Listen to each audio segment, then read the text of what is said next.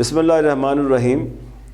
ناظرین، پروگرام دی بیوروکریٹ کے ساتھ عبدالباسط خان حاضر خدمت ہے، اور آج ہمارے پروگرام میں مہمان ہیں جناب راؤ منظر حیات. راؤ منظر حیات صاحب کی شخصیت کوئی ایسی نہیں ہے کہ لوگ جانتے نہ ہوں. میرا خیال پورا پاکستان جانتا ہے، اور بہت بے شمار چینلز پہ یہ پروگرام کرتے ہیں. اس کے ساتھ ساتھ کالم ان کے چھپتے ہیں، سینکڑوں ہزاروں کالم لکھ دیے انہوں نے. گویا کہ نہ صرف یہ ایک بیوروکریٹ ہے کہ انہوں نے as A C, D C, D C O, صوبائی سیکریٹریز، کمشنر کے فرائض منصب ادا کیے، اور اس کے ساتھ ساتھ MBBS ڈاکٹر بھی رہے. تو 1984 بیچ کے، جس کو ہم عرف عام میں افسران کہتے ہیں، 12th کامن سے ان کا تعلق ہے. ویلکم ٹو دی شو سر. بہت شکریہ. منظر حیات صاحب، اب آپ سے کیا بات کریں؟ آپ کو سب کچھ پتہ ہے. ایک بیوروکریٹ تو شاید کچھ سوچتا ہے بات کرنے سے پہلے کہ جی میں یہ بات کروں یا نہ کروں. آپ تو ماشاءاللہ برملا اظہار کرتے ہیں اپنے تمام خیالات کا، کوئی چیز لیت و لال کے بغیر بیان کرتے ہیں. یہ بیوروکریسی جو بیسیکلی ہمارا پروگرام دی بیوروکریٹ ہے، یہ بیوروکریسی کے بارے میں نے بھی سوال کیے پہلے کہ بیوروکریسی بنیادی طور پہ ہمارے ہاں ایک اس سے غلط نام سے پکارا جاتا ہے، اور نوکر شاہی کہہ لیتے ہیں، افسر شاہی کہتے ہیں، یعنی اس کو نیگیٹو لیتے ہیں. اور آپ نے بھی اپنے کالم میں لکھا ہوا ہے کہ یہ ہمیشہ برسر اقتدار رہتے ہیں. جی بالکل. تو کیا سمجھتے ہیں کہ بیوروکریسی جو ہے، کیا یہ حکومت کی کامیابی یا ناکامی میں اس کا زیادہ ہاتھ ہوتا ہے؟ بہت شکریہ. میں یہ عرض کروں گا کہ آپ نے موقع دیا میرے جیسے ایک اندھا آدمی کو کہ میں آ سکوں اور بات عرض کر سکوں، گزارشات پیش کر سکوں. بیوروکریسی جو ہے جی، یہ بنیادی طور پہ جو اس وقت ہم لوگ کام کر رہے ہیں، یہ ٹریڈیشنل، آپ اور میں اسی کا حصہ رہے ہیں، بلکہ آپ تو ایک لحاظ سے ابھی بھی ہیں. یہ بنیادی طور پہ برٹش سسٹم کا آگے ایکسٹینشن ہے. اور جو برٹش سسٹم تھا اس کے اندر اگر آپ اس وقت کے ایڈمنسٹریٹو آفیسرز دیکھیں فار انڈیا، تو وہ لائق ترین لوگ نہیں ہوتے تھے. ان میں زیادہ تر جو لوگ تھے وہ ایک پوزیشن سے، یعنی آرمی سے، وہ آ جاتے تھے پولیٹیکل ایجنٹ. میں پولیٹیکل ایجنٹ بھی رہا ہوں، اس لیے عرض کر رہا ہوں. واپس ہوتے تھے 6 سال پولیٹیکل ایجنٹ رہتے تھے، پھر واپس آرمی میں چلے جاتے تھے. میں برٹش آرمی کی بات کر رہا ہوں. پاکستان میں جب یہ انڈین ایڈمنسٹریٹو سروس یا پھر آپ CSP اس طرف چلے گئے، تو مائنڈ سیٹ جو ہے بیوروکریسی کا، وہ اس لیول کا لوکل مائنڈ سیٹ، اس لیول کی میچورٹی نہیں لا سکا اپنے اندر کہ وہ یہ سمجھے کہ ملک آزاد ہو گیا ہے اور اب ہم لوگوں نے ڈیلیور کرنا ہے عام آدمی کے لیے. صحیح.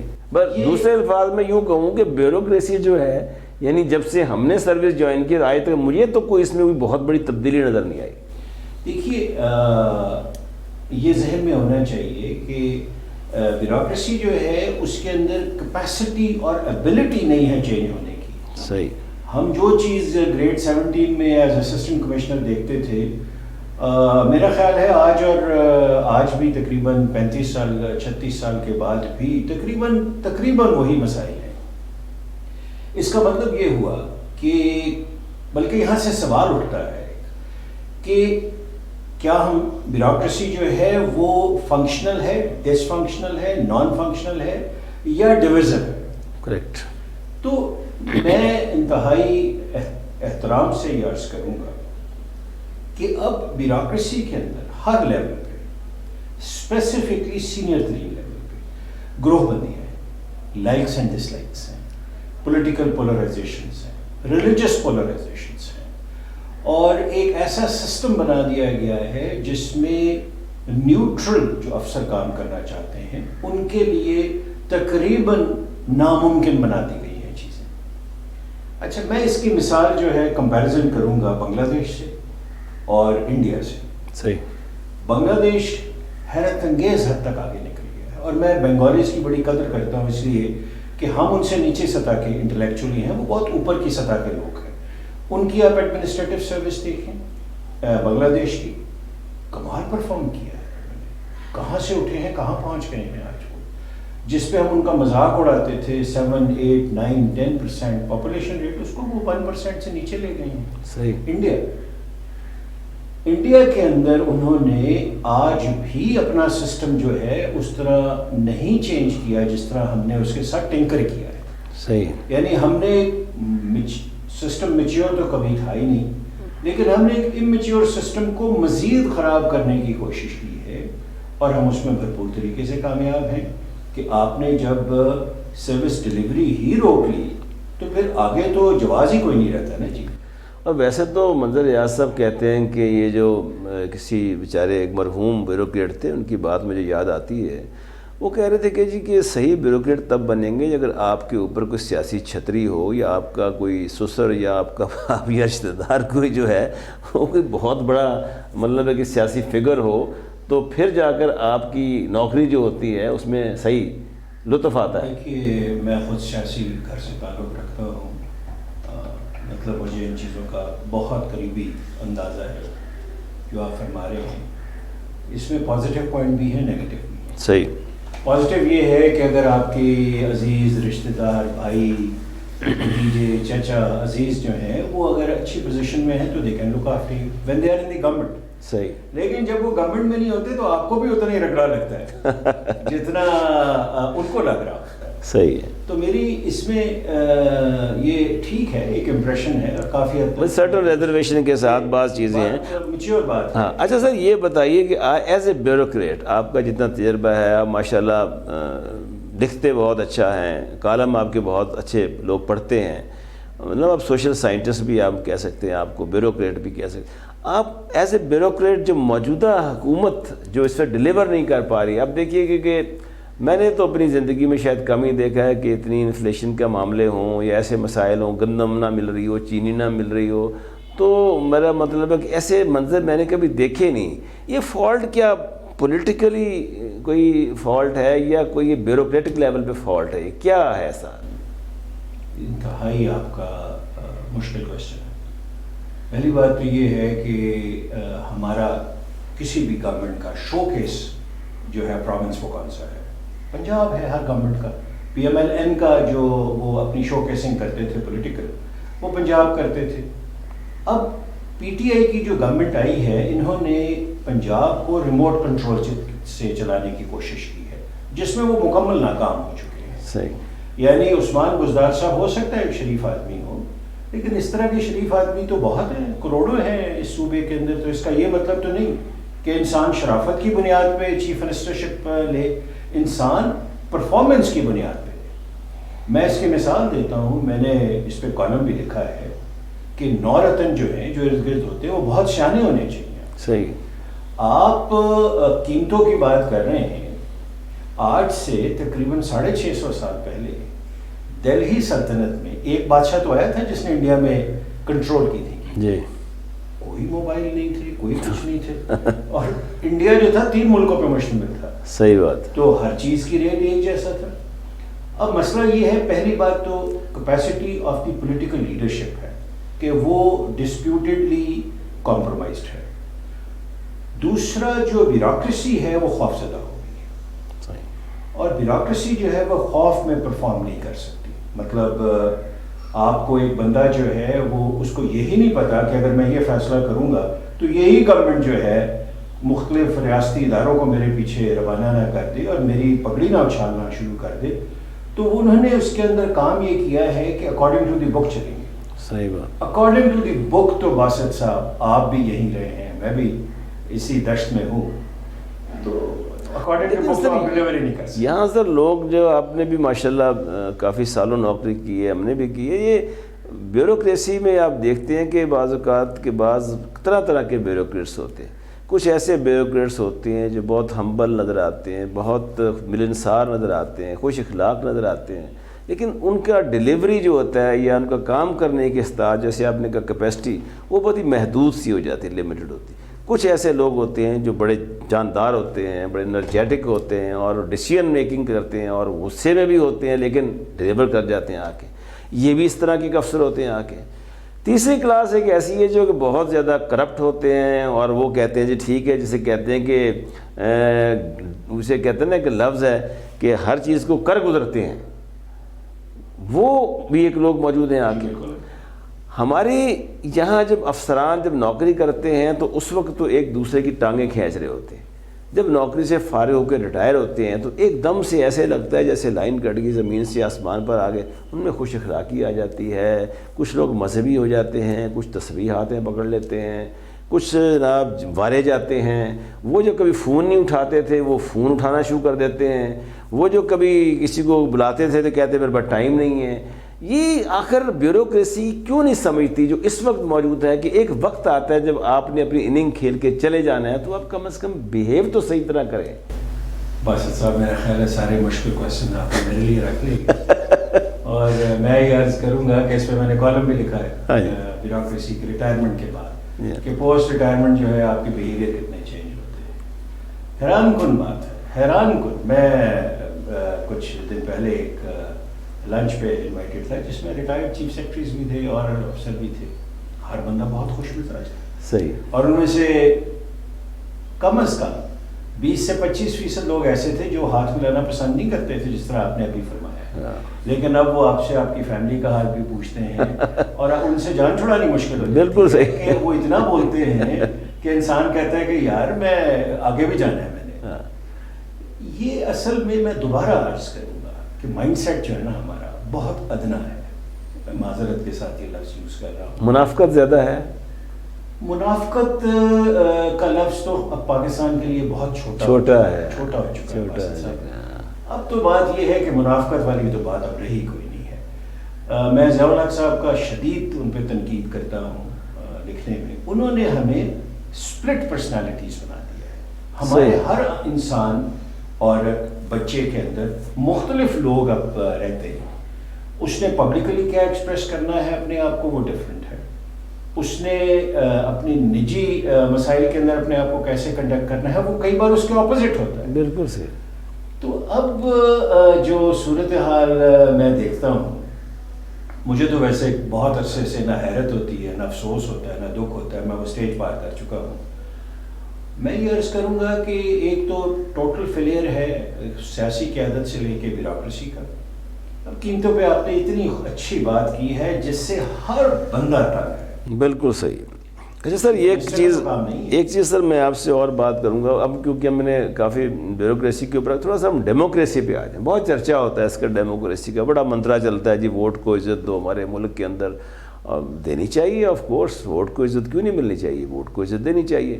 لیکن کیا سیاستدان لوگوں کو بھی وہ عزت دیتے ہیں؟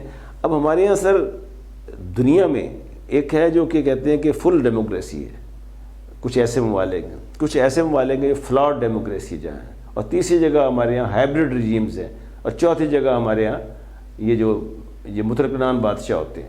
اب یقین جانیے یہ جو ڈنمارک ہے, فن لینڈ ہے, نیوزی لینڈ ہے, یہ اس میں آ جاتے ہیں جن کے یہاں فل ڈیموکریسی ہے, سوشل فل مطلب ہے. دوسری جگہ ایون امریکہ تک یہاں دیکھ لیں کہ وہ بھی اس میں نہیں آتا, وہ فلاڈ ڈیموکریسی میں آتا ہے. اگر آپ انڈیکس دیکھیں اس کا چل رہا ہے اس میں لیٹسٹ جو ہے. اب یہ جو ہم لوگ ہیں, بنگلہ دیش ہے, پاکستان ہے, ترکی ہے, یہ ہم ہائبرڈ رجیم سے آ کے, اور فائنلی یہ قطر وغیرہ, سعودی عرب, یہ مترکنان حکومتیں آ کے. ہمارے ہاں جب کہتے ہیں کہ الیکشن ہو جائے, فیئر الیکشن ہو جائے, کیا فیئر الیکشن ہو جانے سے ڈیموکریسی آ جاتی ہے؟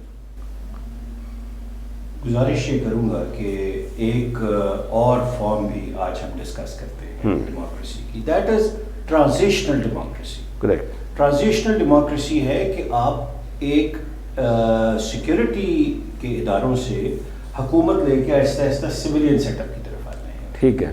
اچھا, اب یہ پروسیس جو ہے یہ تکلیف دہ پروسیس ہے. اس میں لازمی بات ہے ہر ادارہ چاہتا ہے کہ وہ بہت زیادہ امپورٹنٹ نظر آئے, ہو, طاقت ہو اور فائنینشیل پاور ہو.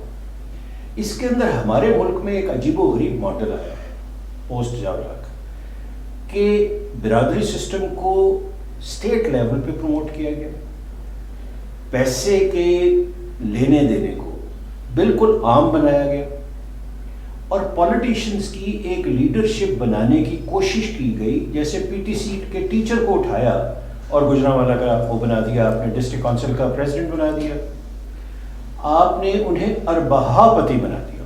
ٹھیک ہے. اب وہ جن جب باہر آ گیا ہے, اب وہ 6 7 8 الیکشن لڑ چکے ہیں, ان کی روٹس بن گئی ہیں, پیسہ ان کے پاس ہے. اب مسئلہ ہمارا یہ ہے کہ ٹرانزیشنل ڈیموکریسی اپنی جگہ اور یہ لوکل جو فیفڈومس ہیں جسے راجواڑے کہا جاتا تھا دہلی کے اندر وہ اپنی جگہ موجود ہیں۔ اب اگر آپ اسے تنقیدی نگاہ سے دیکھیں، میرا تعلق فیصل آباد سے ہے اور میری عزیزداری بہت زیادہ صحیحوال میں۔ ہر سیٹ اپ میں فیصل آباد کا ایک بندہ ہوتا ہے جو فیصل آباد کا مالک ہوتا ہے۔ پچھلے دور کے اندر آپ کو پتہ ہے وزیر لوکل گورنمنٹ کے حکم کے بغیر کچھ نہیں ہوتا تھا، اس سے پہلے بھی ایسے ہوا۔ اس کا مطلب یہ ہوا کہ ہم ذہنی طور پر ڈیموکریسی کی اہلیت نہیں رکھتے، ہمارے پاس وہ ایٹیٹیوڈز ہی نہیں ہیں جس سے ہم لوگ اپنے آپ کو اکاؤنٹیبل سمجھیں اور سب کو برابر سمجھیں۔ آج تک 90% گھروں میں ملازموں کے برتن الگ ہیں، لوگوں کے عام صاحب اور بیگم صاحبہ کے اور بچوں کے برتن الگ ہیں۔ میں دوبارہ یہ عرض کروں گا کہ ڈیموکریسی ایک میچور سسٹم ہے، جیسے یو کے اندر ہے، سویڈن میں ہے، ناروے میں ہے۔ ہم اس سطح پہ پہنچنے میں مجھے سالوں کا تو کوئی اندازہ نہیں، کچھ صدیوں کا اندازہ ہے، اور کہ شاید اس 5-6 صدیوں بعد شاید ہم اس سطح پہ پہنچ جائیں، شاید والی بات۔ اور اس کی وجہ میں اس لیے بھی یہ عرض کرنا چاہ رہا تھا کہ جس طرح ہمارے ہاں جب لوگ کہتے ہیں جی کہ الیکشن ہماری مرضی کے مطابق ہو گئے، ہم کامیاب ہو گئے، حکومت میں آ جاتے ہیں، لیکن حکومت وہ چلاتے رہے ہیں۔ پچھلے 30-40 سال سے بھی ایسے لوگ حکومت چلاتے رہے ہیں آگے، جس طرح خان صاحب چلا رہے ہیں اس وقت حکومت۔ سوال یہ ہے کہ کیا اس ملک میں کوئی غریب عورت خودکشی نہیں کر رہی؟ کیا وہ بچوں کے ساتھ نہر میں چھلانگ نہیں مار رہی؟ کیا عورتوں کے خلاف ظلم نہیں ہو رہے یہاں کے؟ کیا جو ہزاروں لاکھوں لوگ انصاف کے منتظر عدالتوں میں کیس، وہ بیچارے دیوالیہ ہو گئے ہیں کہ پیسے نہیں ہیں، وہ سفر کے قابل نہیں ہیں، ان کو انصاف نہیں ملتا اس ملک کے اندر؟ اس ملک میں ملاوٹ نہیں ہوتی، چور بازاری نہیں ہوتی، ذخیرہ اندوزی نہیں ہوتی؟ یہ سب چیزیں کیا جو الیکشن فیئر ہونے سے ٹھیک ہو جاتی ہیں؟ کیا گورننس اس لیول کی سر ہماری رہی ہے؟ یہ آپ کائنڈلی بتائیے کہ جو کہتے ہیں جی کہ ہمارے یہاں اس ملک میں ووٹ کو عزت ملنی چاہیے، کیا آپ نے اس ووٹر کی حیثیت، جیسے ابھی آپ نے کہا کہ ہمیں صدیوں لگ جائیں گے شاید ٹرو ڈیموکریسی تک جانے تک، تو آخر کیوں نہیں؟ ہم 73 سال ہو گئے ہیں، اس کے فالٹ کس کا ہے؟ بیوروکریسی کا ہے یا لیڈرشپ کا فالٹ ہے؟ میرا خیال ہے جی اس میں تین عناصر ہیں۔ پہلی بات تو میں عرض کروں گا کہ وہی لوگ جو پیسے کے بلبوتے پہ اتنے مضبوط ہو چکے ہیں کہ اب دنیا کے امیر ترین لوگوں میں آتے ہیں، اور وہ پرپیچول انہوں نے ویکس کر دیا ہے مذہب کو، دولت کو اور اپنے اندر کی پرسنالٹی کو، اور وہ تمام لوگ جو ہیں وہ حکومت میں جس طرح آپ نے فرمایا وہ 35 سال انشاءاللہ ماشاءاللہ الحمدللہ کہہ کے گزار گئے ہیں۔ اور اگر آپ ان سے یہ پوچھ لیں کہ حضور آپ نے یہ 300 کروڑ روپے کا پلاٹ جو ہے یہ اسلام آباد میں کب کیسے لیا، تو وہ کہتے ہیں جی کہ یہ تو بڑا ظلم ہے، یہ ہمارے سے بڑا غلط پوچھا جا رہا ہے۔ میں یہ نہیں کہہ رہا کہ ریاستی ادارے ظلم نہیں کرتے ہیں، ڈیفینیٹلی کرتے ہیں۔ میں بلوچستان رہا ہوا ہوں، ڈیفینیٹلی ریڈ لائنز کراس کرتے ہیں، سارے کرتے ہیں۔ لیکن اب جو آپ نے 35 سال پرپیچولی ایک خاندان کو حکومت میں رکھا ہے، ریاستی اداروں نے رکھا ہے نا جی، اور تو کسی نے نہیں رکھا، سارے الیکشن مینیج ہیں۔ میں 1946 اور 1970 کے الیکشن کو سمجھتا ہوں کہ قدرے وہ بہتر تھا۔ 46 کا تو خیر مجھے علم نہیں ہے، میں کمنٹ نہیں کر سکتا، لیکن 1970 کا الیکشن قدرے بہتر تھا، اور اس ایک الیکشن نے گایا پلٹ دیا پاکستان کا کہ ZAB جیسا بندہ اوپر آ گیا۔ اب سر ووٹ کو عزت دو والی بات تو ہے کوئی نہیں، میں اس بیانیے کو سختی سے رد کرتا ہوں۔ مجھے شاہین صاحبائی صاحب کا کل میں واشنگٹن کا ایک پروگرام دیکھ رہا تھا، بہت خوبصورت بات تھی، میں کوٹ کر رہا ہوں ان کو۔ انہوں نے کہا چارٹر آف ڈیموکریسی کی اب ضرورت نہیں ہے، چارٹر آف آنیسٹی کی ضرورت ہے۔ صحیح بات۔ اب یہ اتنی بڑی بات انہوں نے کر دی ہے جس کے اندر وہ ہر ایک کو سامنے جو ہے وہ ننگا بھی کر گئی ہیں، اور اس کے ساتھ ساتھ بتا بھی گئے ہیں کہ کس چیز کی ضرورت ہے۔ میں انتہائی دیکھیں پیپلز پارٹی میں ڈسکس سندھ گورنمنٹ میں نے کام نہیں کیا ہوا، شاید آپ نے کام کیا ہو، مجھے ان کی گورننس کا پتہ نہیں ہے، لیکن سندھ کے حالات بھی اچھے نہیں ہیں۔ افسوس کی بات یہ ہے کہ ہم نے انتہائی محبت سے، احترام سے اور پرجوش طریقے سے پی ٹی آئی کو سپورٹ کیا۔ رائٹرز میں بہت کم لوگ تھے، ہارون رشید صاحب تھے، نامور آدمی، ایک دو اور آدمی تھے، خاک صاحب بھی چھوٹے لیول پہ ان میں شامل تھا، لیکن یہ بھی گورنمنٹ جو ہے ڈیلیور نہیں کر پائی. یعنی وہ 35 سال کا ماڈل بھی اگر ڈیلیور نہیں کر پایا تو یہ 2 سال کے اندر چینج کا ماڈل بھی ڈیلیور نہیں کر پایا. میں نہیں لگتے نہیں کہ ڈیلیور کرتے نظر بھی نہیں آ رہے آپ کے خیال میں. بہت لمبی بات ہے, میرا نہیں خیال کہ اس وقت کیپیسٹی ہے لوگوں کی. مطلب ریاض صاحب آپ نے ماشاءاللہ اتنا اس کو سیاست پہ نظر رکھے ہوئے ہیں اور آپ کا میں سمجھتا ہوں ویژن بھی بہت کلیئر ہے.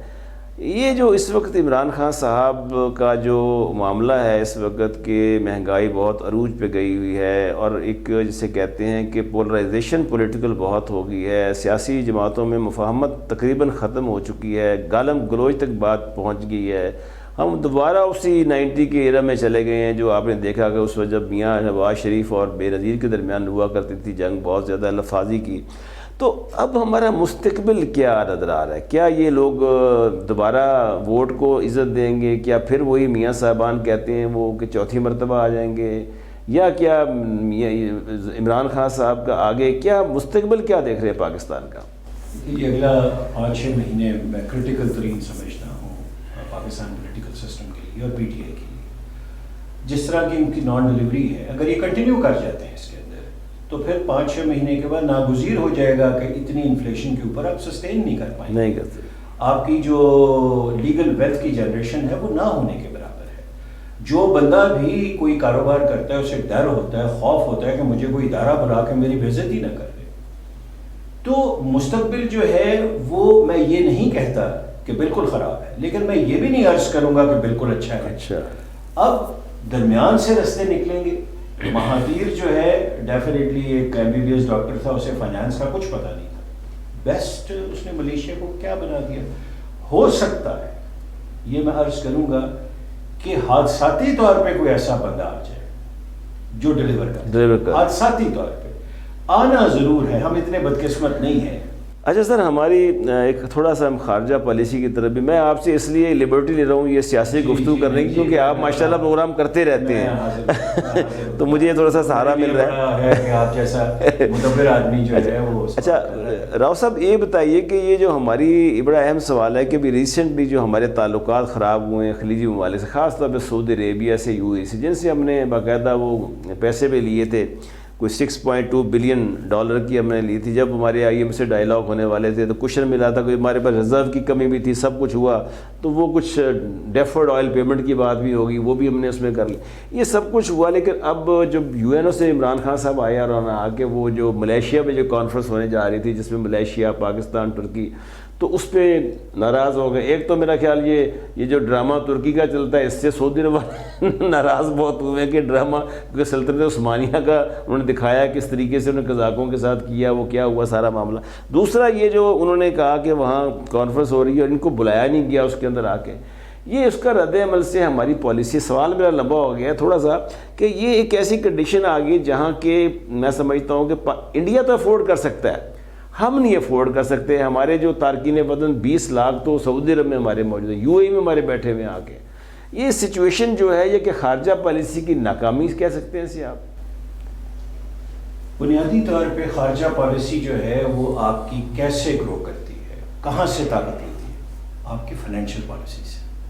آپ کا ملک اگر فائنینشلی طاقتور ہے تو آپ کی خارجہ پالیسی کامیاب ہے.